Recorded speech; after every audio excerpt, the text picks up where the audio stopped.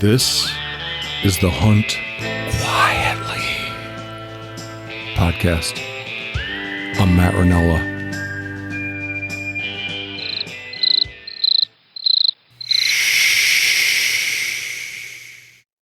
All right, folks, it's the big reveal. Did you ever watch The Biggest Loser? No. Really? You No, know I what never it's did. about? No, I don't. It was a weight loss challenge. Oh, no, never watched it. You know who Jillian Michaels is? Oh, yeah. Yeah, she was one of the trainers on there. And these enormous people would go on this show And lose weight. And then the big reveal was at the end when they were locked up. They were locked up, you know, they were sequestered away. Okay. And that, like, when they showed their family in the world how much weight they lost, you know, so they would profile them pre-weight loss. And then they'd put them through this regimen for a long time. And then the big reveal was when they showed On weigh-in day. Yeah, showed them. Like, sounds like something. What was that guy's name that did a exercise TV show? Scrawny little guy. I think he passed away even. I'll think of his name. He had one of these weight loss shows. You're not talking about Richard Simmons. Yeah, Richard Simmons. He went dark. I think he might still be alive. There was there's a documentary. Oh, let's stop for a second. God dang it.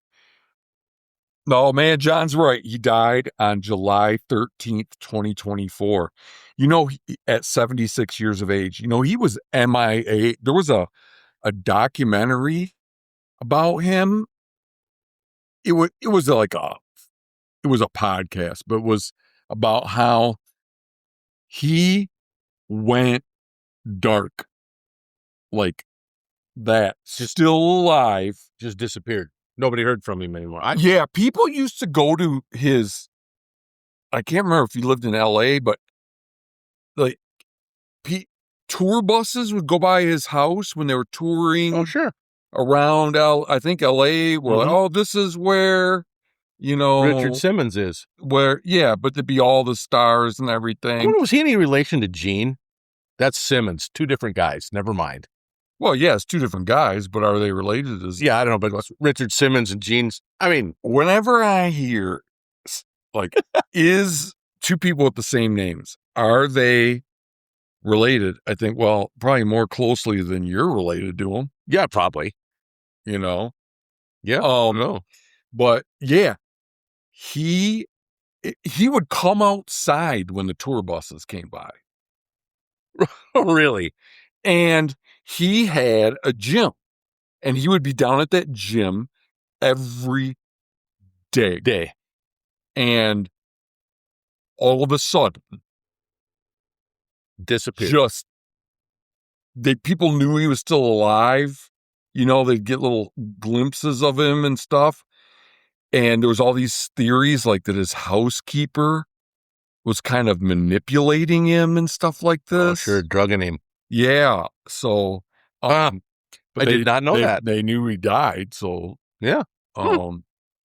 So anyway, yeah, kind of like that, like Sweating to the Oldies, you know? Yeah. Which was like a tape he made. Yeah. What they call them back in the days? VHF or something? VHS. VHS, is that what it was? Yeah. He used to go on one of those late night shows. Oh, not Johnny Carson. Letterman. He used to go to Letterman all the time, and Letterman would just rail on him. It was so funny, and he was such a sweet guy, Richard Simmons. Like, he just rolled with it, you know. And he maybe would have been all right if he'd had some of the salami you made. This is good stuff. Oh, thanks. Yeah, so the reveal on the salam, we had a little pre-reveal a couple weeks ago, but it wasn't quite dried enough. And I think it's great. Yeah. So I think I might have talked about this before, but John gave me a fridge and I converted it into a curing chamber, which means putting dehumidifier and a humidifier in it and a heating element so that the fridge kicks on when it gets too warm and the heating element kicks on when it gets too cold. The dehumidifier kicks on when it gets too humid, and the humidifier kicks on when it gets too dry. And you don't cook this salami. It's a hard cured salami. You add bacteria to it, let it ferment, and it hung for 2 months. 2 months? Yeah, until it lost 40% of its weight. In the perfect climate control chamber. Yeah. But it got a lot of mold on it. I spent 2 hours yesterday scrubbing the mold off of it.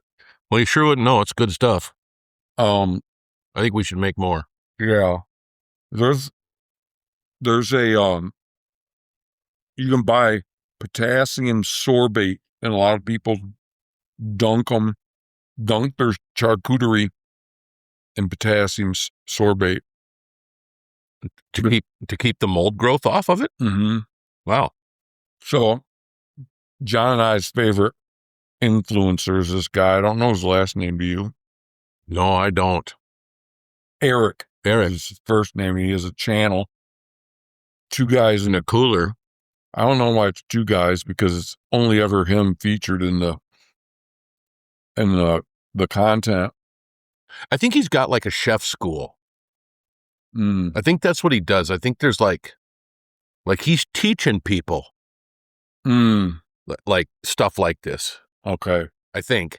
Well, he's definitely teaching people on his channel. Yeah. But you mean in person? But I mean, that's a business. I think that setting that you watch when you watch his show is like the classroom of the place where he teaches people. Okay. That would make sense. I think, because he could be getting like doing double duty. Yeah. Like he's showing his YouTube audience. Right. At one part of the day, and taking his class through it at another point. Yeah, I mean, he's very professional. He's very informational, very thorough. If you were ever going to get into sausage, the world of sausage making, charcuterie, man, he is the guy to watch. Absolutely. He's the GOAT, man. Yep. If you ever want to do something real nice for me, get me a membership to his class. Maybe we should just do that. It could be like a little vacation for you and me. Maybe we should just invite him up to make deer stuff with us. Oh, I'd be so awkward. Yeah, I know. You know what I mean? I'll tell you another good one though is Bradley on Chud's Barbecue. That guy does an awesome job too, and he references Eric quite a lot. Oh, okay. So he's really good too. I really like his show. Does he do hard cured stuff or? No, he pretty much does fresh sausages and stuff like that. Okay. Texas barbecue stuff. Okay. So what do I need to do to make it better? I don't think anything. I really like it. Okay. You said you thought the smokiness wasn't there. I think the smokiness is perfect. I thought it was too smoky, but after I got done scrubbing all the mold off, I think I scrubbed all the smoke off. No, I think it's great. I think it's good stuff. It's definitely something that you could sit and eat too much of. You could pound around it. Well, yeah, real easy.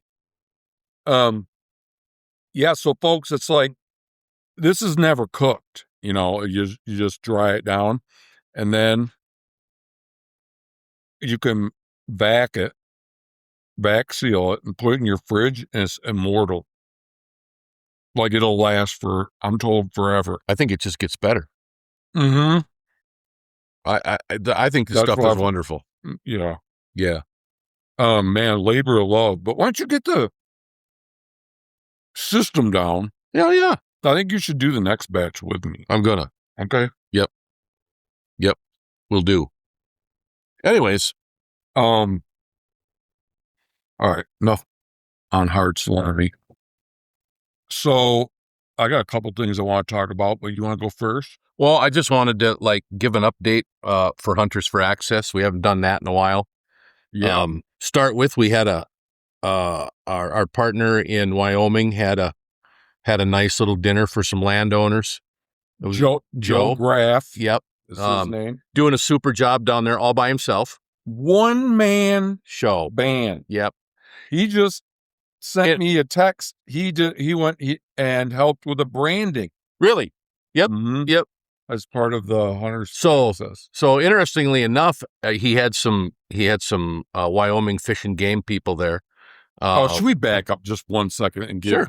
Okay, so what we're talking about, folks, is our nonprofit, Hunters for Access. What we do is we show appreciation to landowners that are enrolled in state-run access programs. And the guy we're talking about right now, Joe Graff, he started a chapter in Wyoming to support the Access Yes program. Yeah. So, and he just had his first dinner down there. What would go down there in February? Was that when we went? First part of March, I thought. Okay. It was pretty nice out when we went that time. And some landowners there and some folks from Fish and Game there.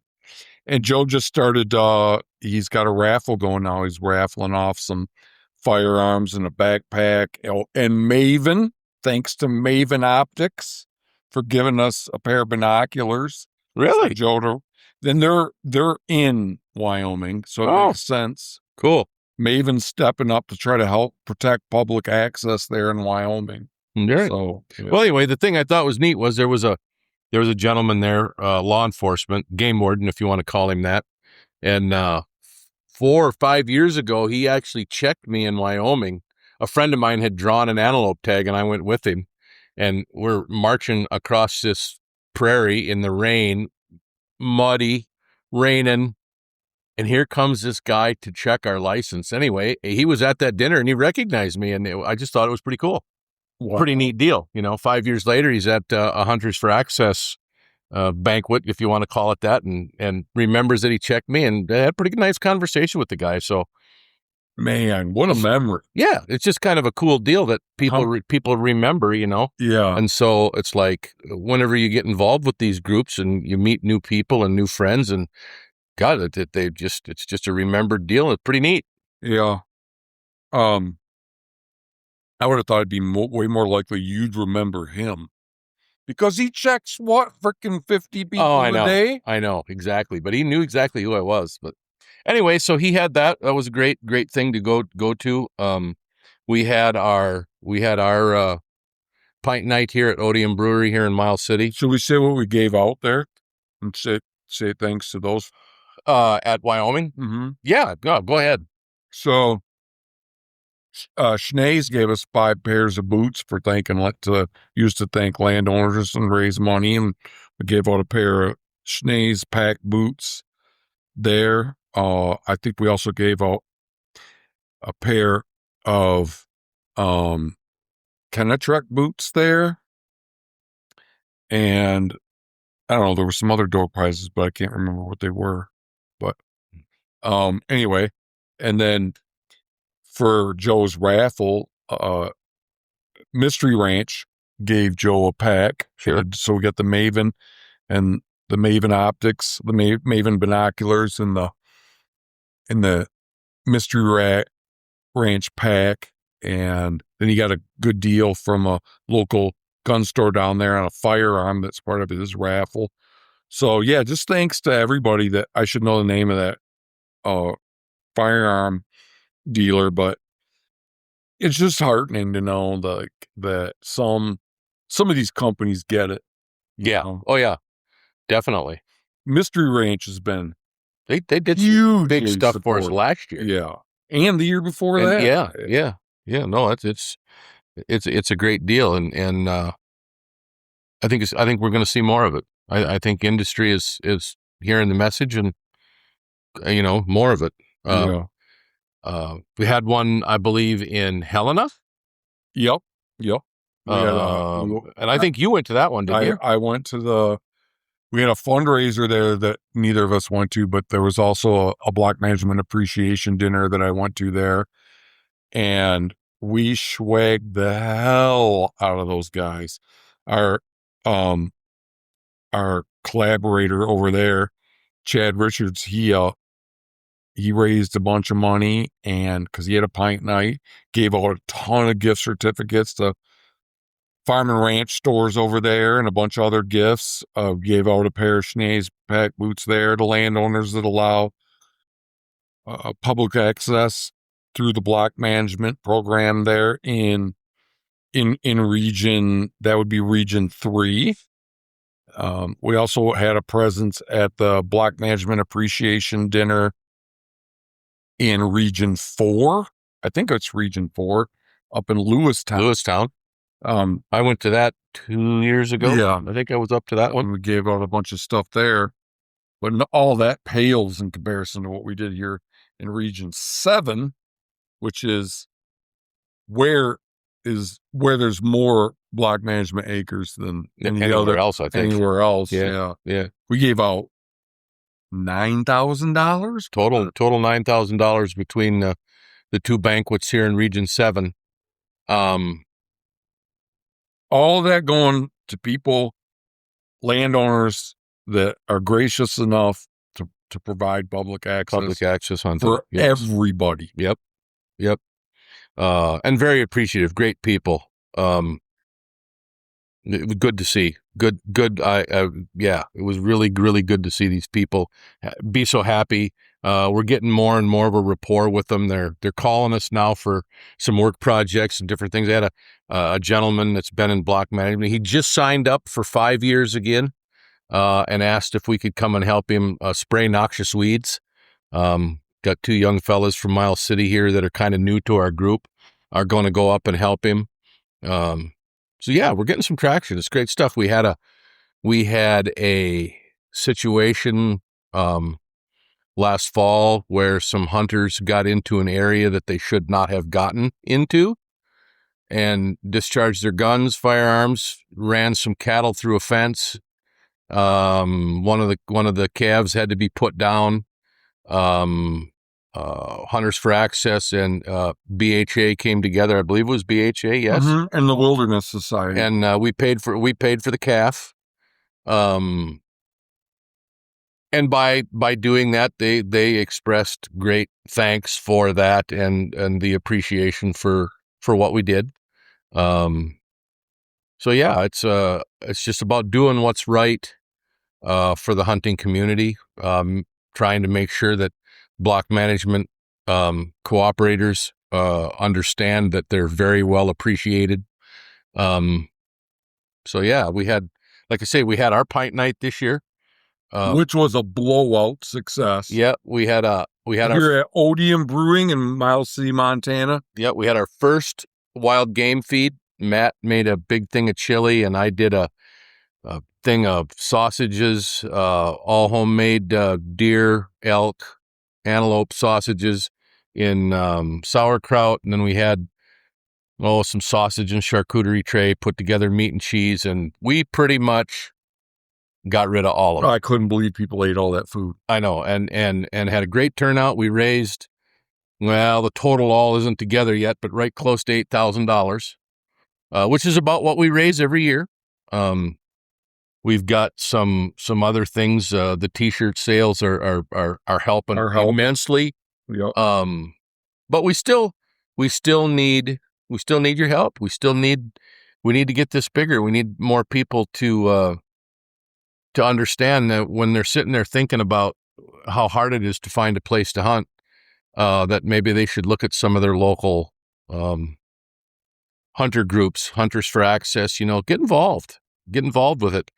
Show some respect. One of the things I want to talk about is hunter behavior and the reason why we have to do what we do. And it stems from a lot of poor hunter behavior.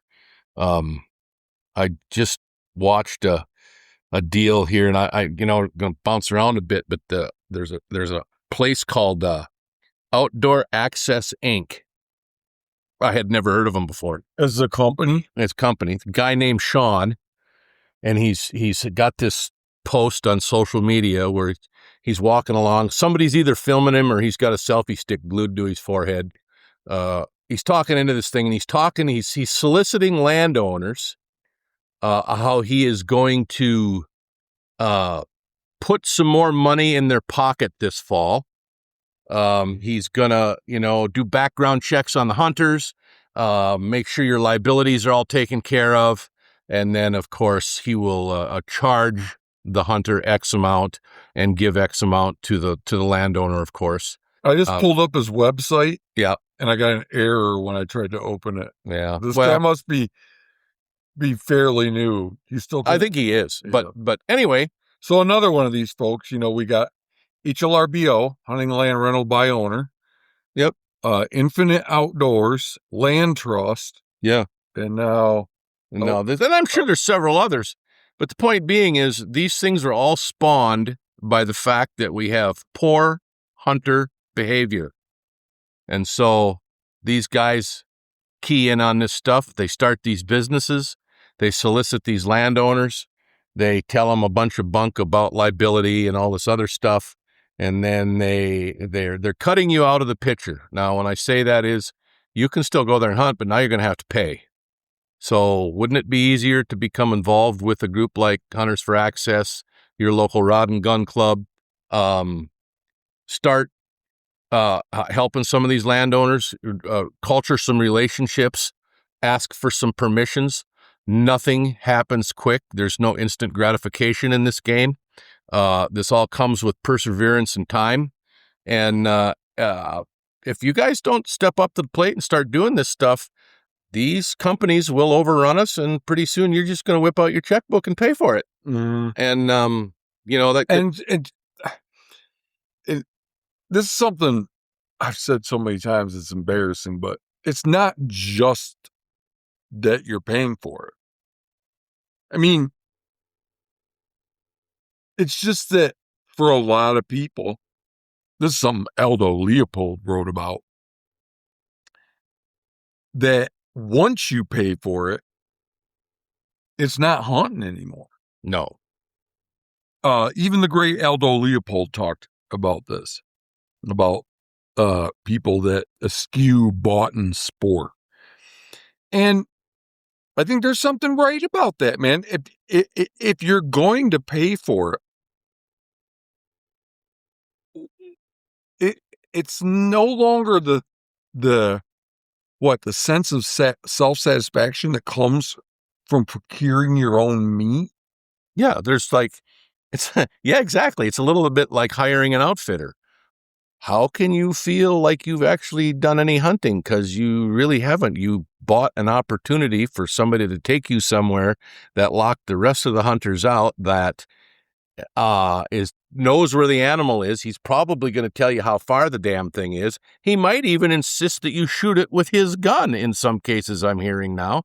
So where's the self-satisfaction in that? Let me try this one on you. I don't know why this is hitting me now, but I'm just curious what you think about this analogy. Like, let's say I grew up in an area where they grew a lot of blueberries. Okay. So let's say I had some blueberry bushes, good sandy soil they like sandy soil, Let's say I had some blueberry bushes on my property. And I grew those, I tended them, and I harvested the blueberries. Maybe I get like some kind of satisfaction out of that. It's kind of like going to a blueberry farm and paying to pick the blueberries instead. Oh, absolutely. It's the difference between those two things. Mm-hmm. It's all about your personal satisfaction, honestly. And I just don't see any personal satisfaction in hiring a lease company so that you can go. I mean, it isn't like you're the only guy that's ever gone there, because there was somebody there the weekend before you, likely, and the weekend after you. And hopefully they change the sheet. Yeah, exactly. And so it's just, there's just no personal satisfaction in hiring all of this done. So this is more than just hunting will get more expensive if we don't try to keep some public opportunity going. It's more than that. It's that it becomes pay hunting, which for a lot of people, myself included, is kind of illegitimate in a sense, Yeah. I mean, but all of this comes about over poor hunter behavior and people getting sick and tired of people disrespecting landowners. So I got an example as I'm looking through some things. I find a picture of a bunch of fish that were cleaned and dumped at the boat ramp somewhere. So what in the hell was somebody thinking there? Was it funny? Were you, well, why would you do that? So here's a public access fishing site, probably paid for by everybody's tax dollars, hunting licenses, Pittman Robinson, Dingle Johnson, and other, maybe even private groups putting together a fundraiser to pay for boat ramp, something like that. And some asshole comes along with a bunch of cleaned fish and dumps them out right there at the access. So now everybody's got to look at this rotting pile of stinking fish. So why? And this is why we start to have the problems we have. We have seen situations where hunters have cleaned their game at the parking spot of block management areas. Pheasant guts, grouse guts, deer hides, entrails laying around. Well, come on, people. That's not. Take it home with you. Take care of it. Be discreet. Show some respect for the other hunters. Show some respect for the landowners. Show some respect for yourself. Quit doing this shit. I mean, get involved with Hunters for Access. Start a chapter. Maybe put together some people that can go clean up these sites after some conehead has done this shit. We just got to stop it. It's never going to get better if we don't show respect and be respectful of the resource that we have. This isn't a right. This is a privilege. Okay. And let's it's a privilege that's in decline. Yeah. Yeah. There's some exciting things with some other exciting things in terms of other chapters. I got a meeting this week with some guys from Missouri that want to start a chapter there. And Jim Durkin, who's often on the podcast, helps out a lot with, he's a regular contributor. He's working on getting a chapter going in Pennsylvania. We're going to be podcasting with some people from the Pennsylvania fishing game. I can't remember what the name of their state agency is called I believe in June, to talk about a chapter there. So yeah, we're growing. I mean, it's the most no-brainer idea. Oh, absolutely. That I can think of if you're concerned about having places to hunt, if you're concerned about what a small percentage of the planet you get to enjoy. Yeah. Like what a huge percentage of the planet you're restricted from enjoying, and you want to do something concrete about that, then like what could possibly be more powerful than saying thank you, doing a thank you gesture for people that allow others on their property. Yeah. Interesting. You talk about that a little bit. I saw a post on a Miles City chatter, local Facebook thing, where somebody was commenting on how great it was that we have a recreational area just east of town here a ways. What a wonderful thing it was for people to go and enjoy a hike. You can hunt there. I think you can actually camp there. So people are starting to recognize that this is a precious resource. Yeah. Our public lands and our private lands where people are allowing you to come on there. This is a precious deal, and we really need to take care of it. We really need your help. Join. If you can't do anything, give us a donation so we can broaden our projects and share monies possibly with other groups to help do things. I really think this is the future of hunting. And the mechanism there is, if you want to start a chapter or something along those lines, you could send me an email at huntquietly@gmail.com. If you want to make a financial contribution, you can go to huntersforaccess.org and make a contribution there. Yeah. And 100% of it is going to go towards saying thank you to some landowner somewhere that allows you and everybody else to hunt their property. So. Yeah. Anyway, what else we got?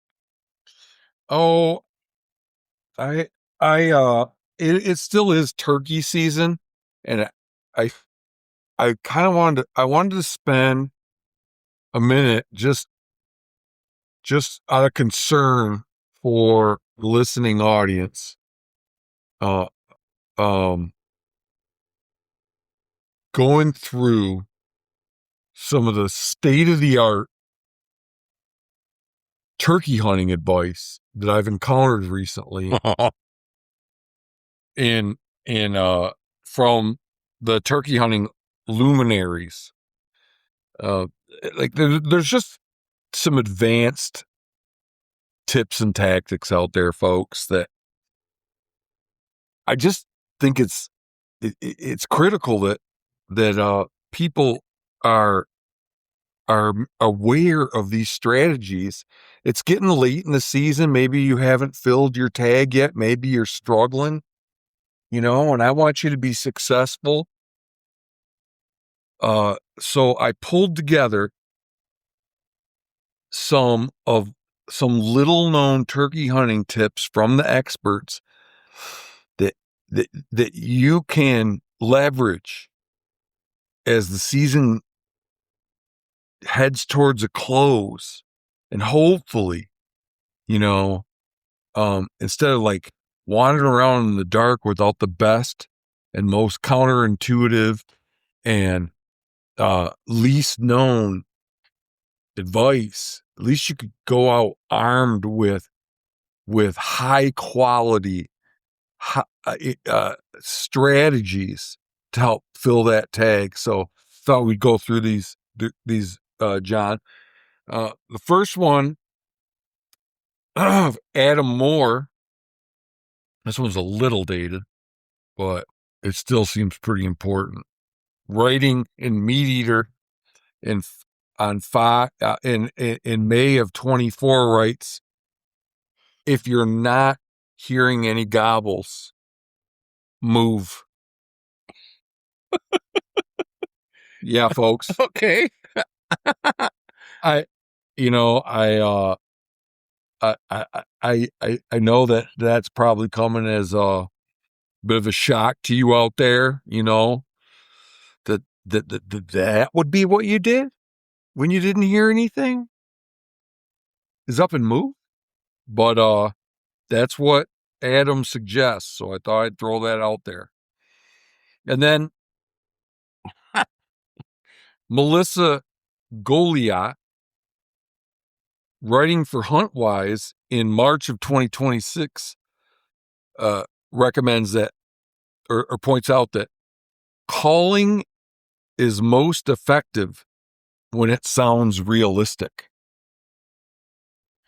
Of course. So let's unpack that momentarily, in case folks aren't quite getting what that implies. That means, like, so when you're out turkey hunting and you're making noises to try to draw in a turkey, that those noises are supposed to sound like a turkey.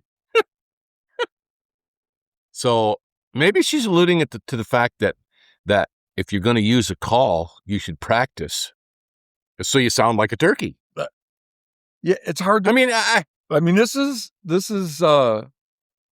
advanced shit. So it's hard to, it's advanced shit. You got to think about it, Yeah, but it sounds to me more like somebody exercising their vocal cords to hear their own voice.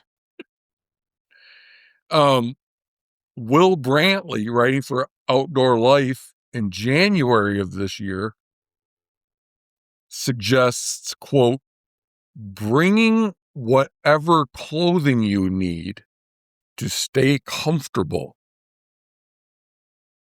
So yeah, it's like the standard approach is just to go outside, and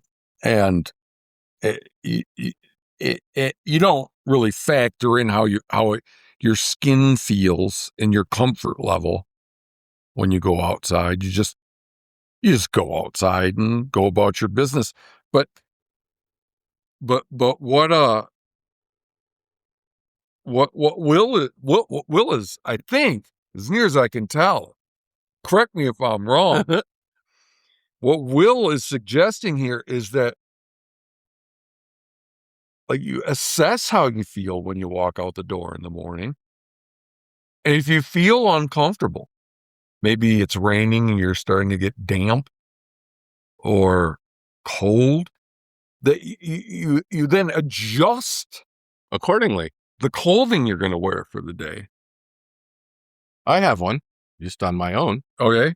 So always make sure that when you get to your spot and you're set up, you have called properly. You sound like a turkey. You have obviously moved to a spot as well where you're hearing turkeys. Mm-hmm. You have adjusted your clothing level to a point in which you're comfortable. Now, another important thing to do is make sure that your shotgun is loaded. Okay. So this can be done in a number of ways. You can, like, put around in the action and then work the mechanism by which to chamber around. Okay. That's one way. Okay. Or you can just open the action and slide one round in. All right. Or if you're using a single shot or an over and under type side-by-side break action type gun, and of course you can open it up and put some shotgun shells in there.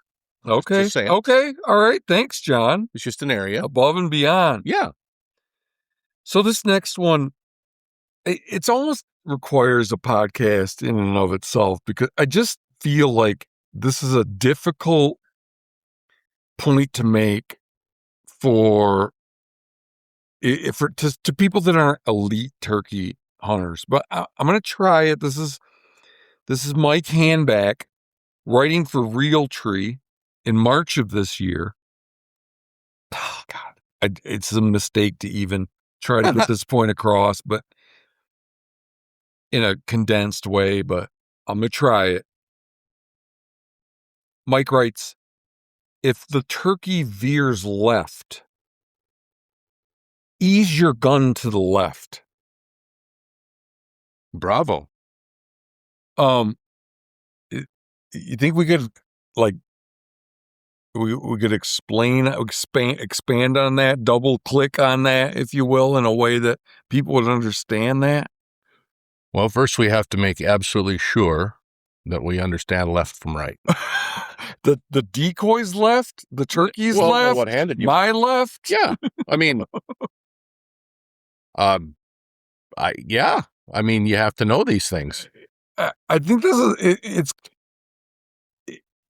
just think about it, folks. I mean, it's a lot to process right now, real time in the moment while you're listening to us. But I don't know, like, it's kind of akin to aiming. You know, if the turkey's to the left, you have to aim to the left. It's kind of like pre-aiming, I guess. You know, see, now, if you had hired an outfitter, he could tell you, aim left. Mm-hmm. The bird is at 40 yards. Or, you know, so now after all of this information that you've been told, you haven't figured anything out for yourself. Yeah. And so your self-esteem is low and you want to go home and beat your wife and kids. You ever realize you're doing, in the moment, as you're doing something, you realize you're making a mistake? That's where I'm at with this list. It's like, people aren't going to understand this stuff. No, it's too much. Yeah, go afield and learn. Mm-hmm. All right, I'm going to try a couple more. I'm going to double down on a bad idea. What we got next? All right, this is the last one.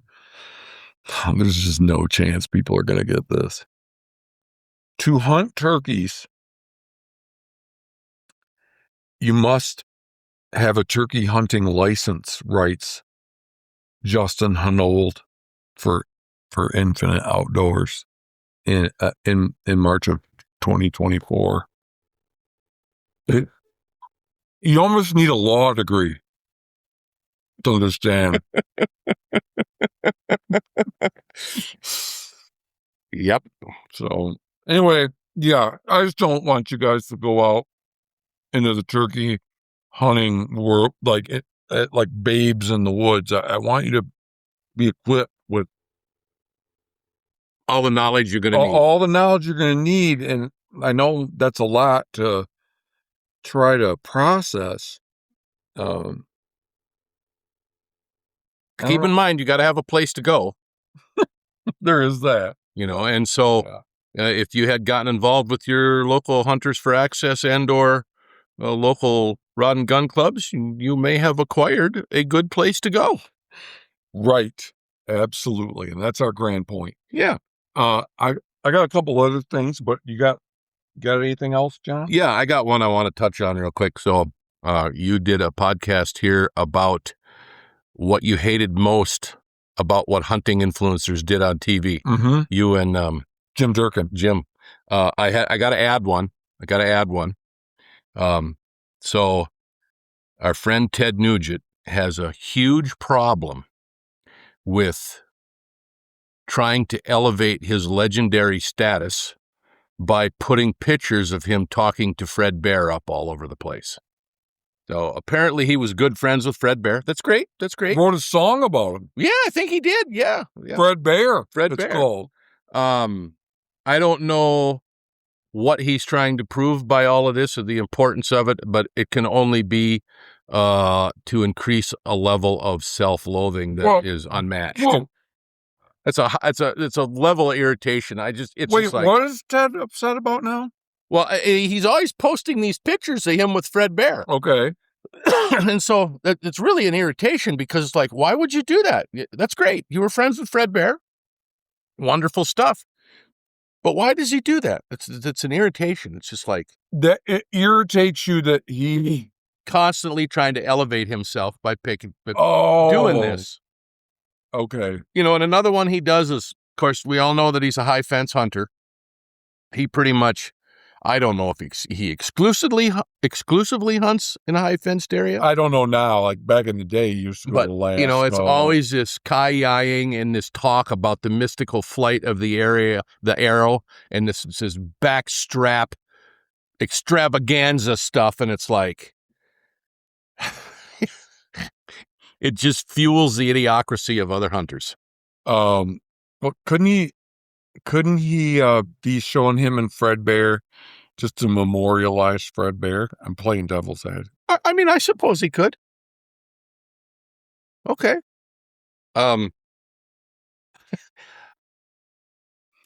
It's like there's just I've watched some Fred Bear videos. He's the earliest influencer I know of. I think the guy, he strikes me as a bright fella. Yes. He seemed very smart to me, very inventive. And I think what he did at that time was good. I mean, bow hunting needed advocates at that time because there were so few bow hunters, right? I'm gonna go a step further to say that the stuff that Fred Bear did in the time he did it, with the equipment that he did it with, has never been matched since. He has low technology, low poundage, fixed broadheads that he had to sharpen himself, probably a bow that he made himself, no special hunting clothes that were brand name, none of that stuff. This man went into the wilderness with a red flannel shirt and a pair of blue jeans on, or whatever it was, and an outfitter usually. Well, yeah, but was it really an outfitter, or was it a companion? Somebody? No, they hired outfitters a lot, but I don't know. Like I don't want to go down that road because that's not the main point in my mind.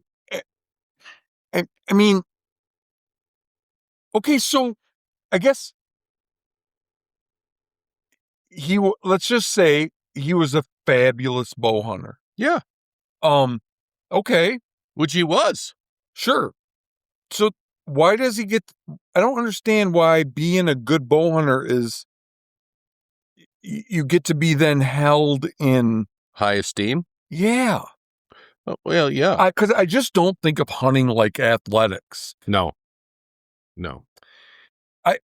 I'm much more, when it comes to hunting, I'm much more, I think the people that should be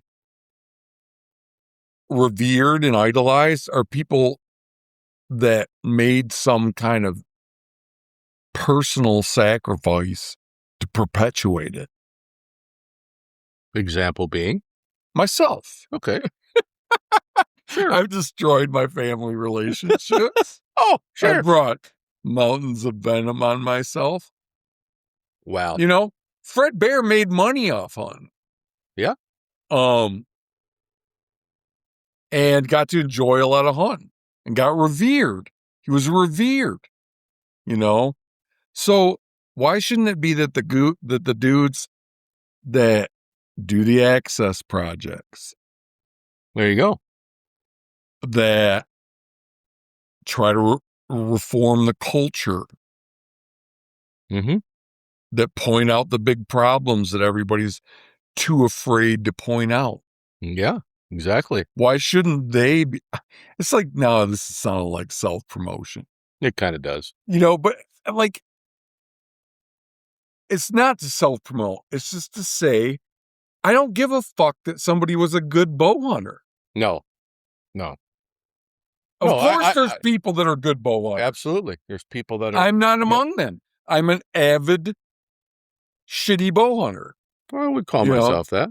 I get lucky every now and then to shoot something with my bow. Mm-hmm. But hey, for myself, I'm more compelled by people that don't have a lot of talent but work hard at something. Yeah, definitely.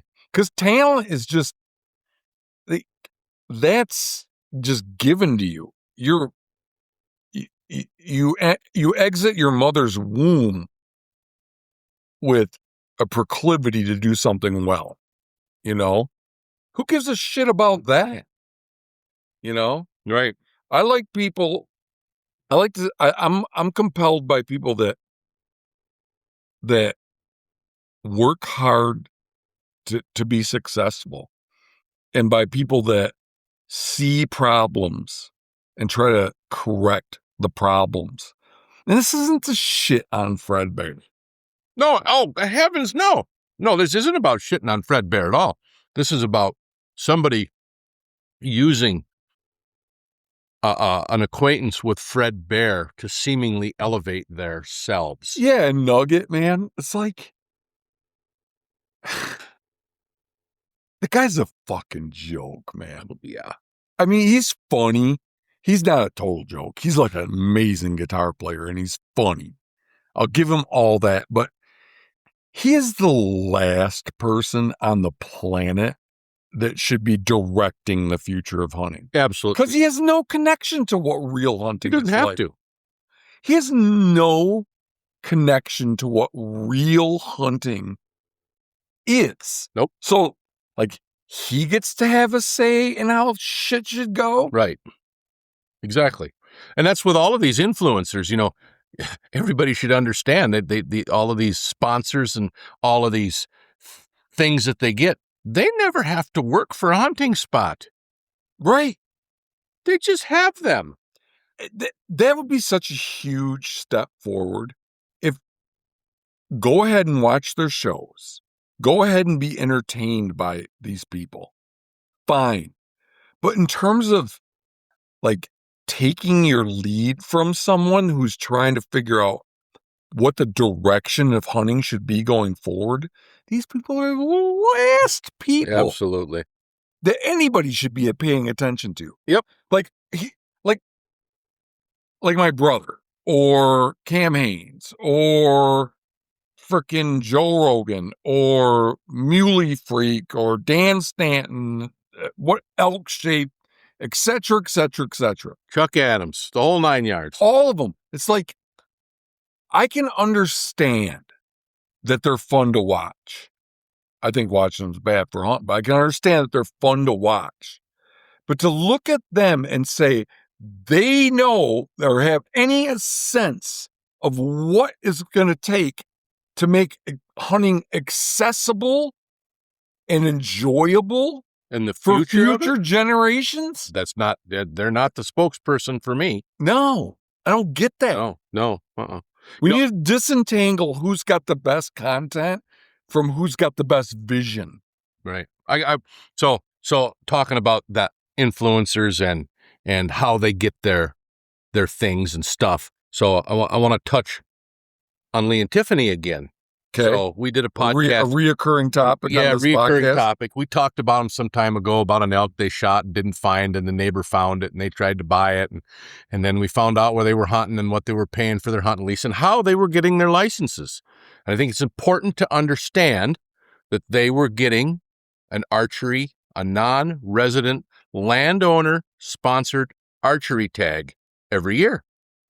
So how are we doing this? Well, they were entering into a contract to purchase a section of land. They would pay the realtor who was setting this deal up $6,000 or whatever the figure was for the earnest money. Because they had entered into this contract, they were now eligible to apply for a non-resident landowner-sponsored archery tag. This is here in Montana. This is here in Montana. So interestingly enough, the reason why they got that tag every year, because there's a quota on the number of those available, it was always undersubscribed. Nobody was pulling this trick. So now legislators went to work. Oh, so we got to finish this part up. Let me make sure. That was very clear, but there's just a little bit at the end that. So they would enter into this purchase agreement, which made them eligible for the landowner tag, even though they're not residents of Montana. Right. But then after hunting season, pull out of the real estate. Deal. Yeah. The earnest money, quote unquote, stayed with the realtor who set the paperwork up. They got their archery tag and went about hunting. So there was some uproar about this. There was some legislative action that took place last session that said, now you must own the land. You can't just be into a contract to purchase it. You must own the land. Did that pass? Yes. Okay. Yes. That's so good. Here's what they did next. They bought some land. They bought a ranch right next to the place that they shoot all their elk on in southeast Montana. But here's the best part. There's no elk on that particular ranch. Oh. It's a mile down the road where the elk hang out. So now, legislation on our next session, I hope passes, that says you must hunt your property if you apply for a landowner-sponsored tag. Okay. Come on. What? Yeah. It's just this. People are going to get a little confused because these are not really landowner-sponsored tags, but they're just, if you were... Yeah, I probably said we that. don't, yeah, because people, that's what a lot... I'm just saying this because that is what differentiates Montana from New Mexico, is that we don't have landowner-sponsored tags. And people fight pretty hard to try to keep it that way.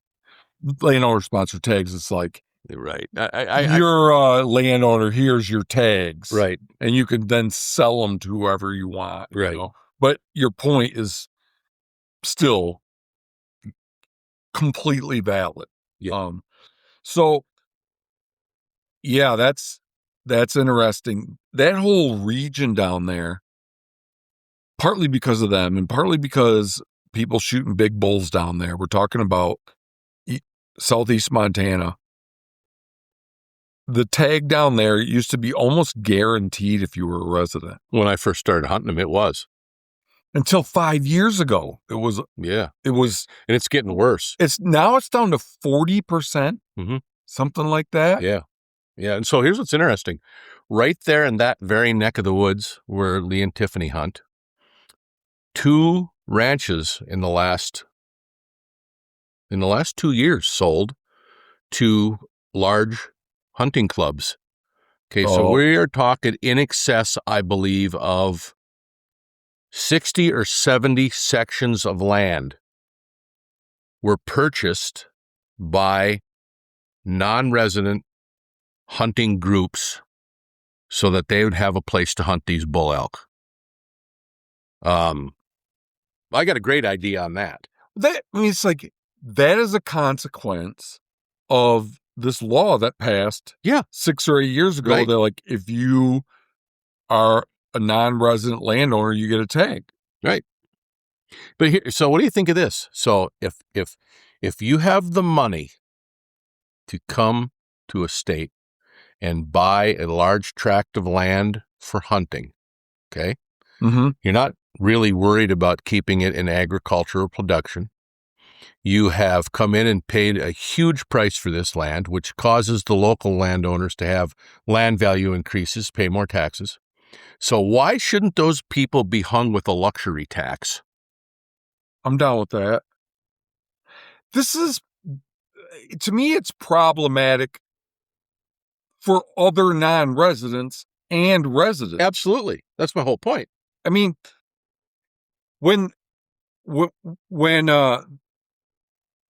out-of-staters come here and buy a big ranch and now they're guaranteed an elk tag, that's fewer places that non-residents that don't have deep pocketbooks. Or residents that used to be able to hunt there. Yeah. It's bad for everybody. Yeah, absolutely.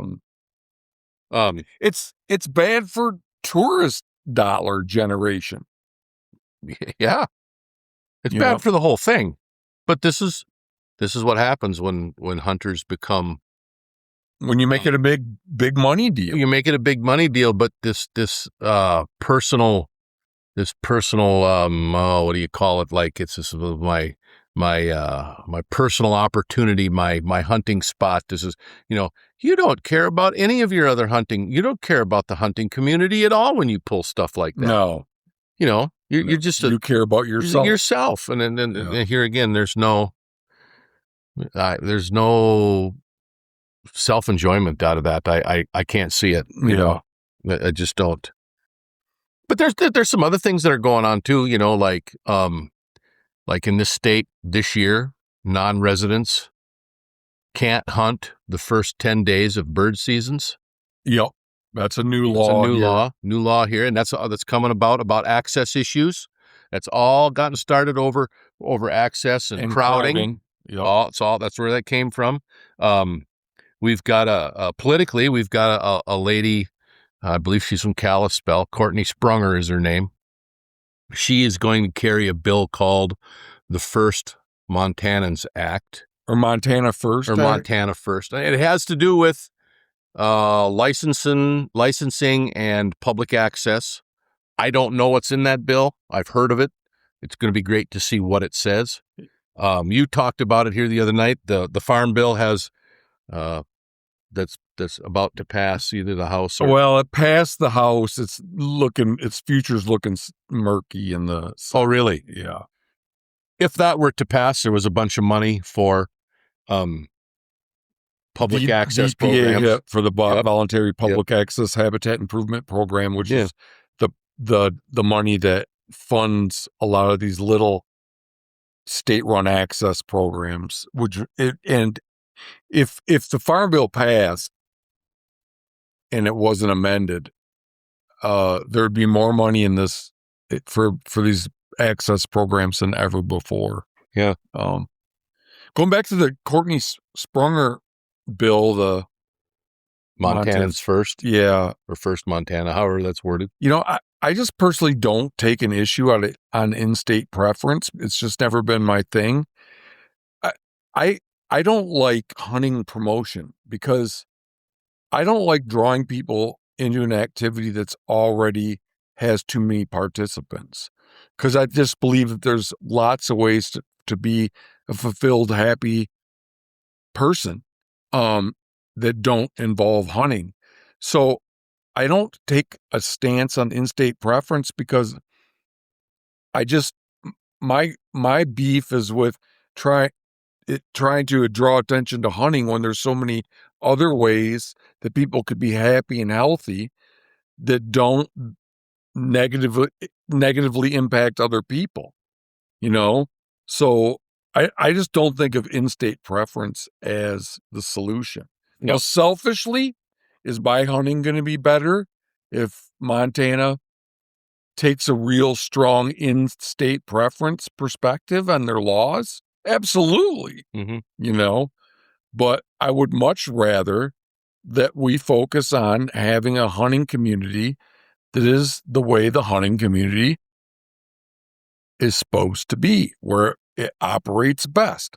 Hunting is supposed to be enjoyed by a small number of people in a sustainable, quiet way.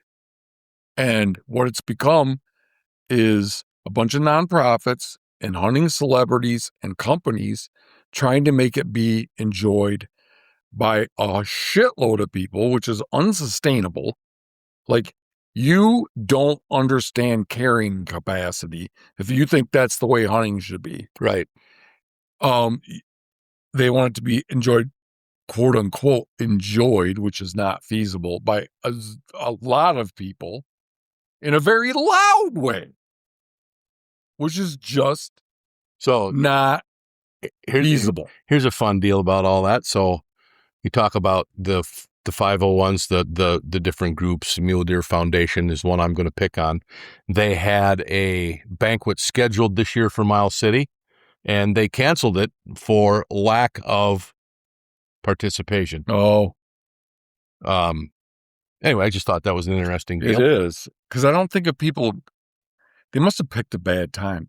No, they've had a dwindling crowd now for several years. So my take on that would be, I've never been to their banquet, but would be that it has to do with them throwing a shitty banquet. Because in my mind, nobody goes to those banquets because they're concerned about mule deer conservation. Hell no. They go to those banquets because they want to drink, tell lies to each other, and win a gun. And win a gun. Yeah, it's a social night out for the big hot doggers with the checkbook to buy the big raffle ticket or the bottle of whiskey that's got the super key that opens up the super lock where you get to win the super gun.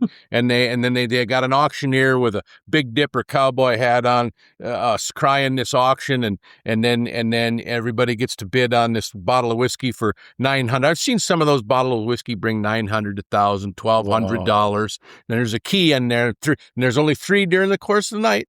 So 3 people get to go up, and there's this super gun, $1,200, $1,500, $2,000 gun, and then 1 key opens the lock. So then the oh my God, who won it? And then the first guy tries, and shit, his key didn't open it. Then the second guy he tries, and he opened it, and the third guy just sits there and goes, I didn't even get a chance to put my key in. And so between those 3 people, they may have raised $3,000 or $4,000 selling these chances to get this gun, and it's all about the big hot doggers showing up. They don't give a shit one about a damn mule deer. As a matter of fact, I went to the banquet 2 years ago, and the clown that runs the banquet here in Miles City stands up, and he's talking about the aerial deer counts that the FWP has just got done doing, and our deer numbers are down. And this is how dumb this guy is, because I'm sitting right across the table from the biologist who does the aerial counts, and they're like, we haven't even done those yet. How do you know about this shit? Hadn't even done them yet, and this guy's flapping off telling everybody. It's a smoke and mirrors game, and it's all about the money. Anybody that goes elk Foundation, Turkey Federation, Mule Deer, any of these freaking banquets, and you went up to the average person there at the banquet, and these banquets are worth talking about, folks, because this is where they make a huge percentage of their money. Oh, man. Like, you go to the Elk Foundation banquet, and you go up to the average person there and say, what has the Elk Foundation accomplished for access and elk habitat in the last year? They wouldn't be able to tell you a freaking thing. Nope. They'd look at you like, what are you talking about? Yeah, exactly. I'm here to drink beer and eat prime rib. Yeah. Mother's got the latest apparel on. She looks great. Somebody's wearing camouflage. You got to have your camouflage jammies on. You got to have the shooting shirt with the patch, the shoulder patch. Yeah. The recoil pad and camouflage, and then you got to talk the talk. I mean, you got to know stuff. You got to know what it takes to shoot deer at 1,000 yards. Right. You got to have the lingo. Most people can't even walk 1,000 yards, let alone know how to shoot that far. Have you ever thought about how much money is raised for conservation? Just that has nothing to do with conservation. Like what we're talking about now. Like some of that money goes to conservation. But it's not like the people there go, I want to make a contribution to conservation. Or duck stamps, Yeah, people talk. I've had so many people over the years come at me and be like, duck stamp sales are in decline. Therefore, ergo, you're wrong.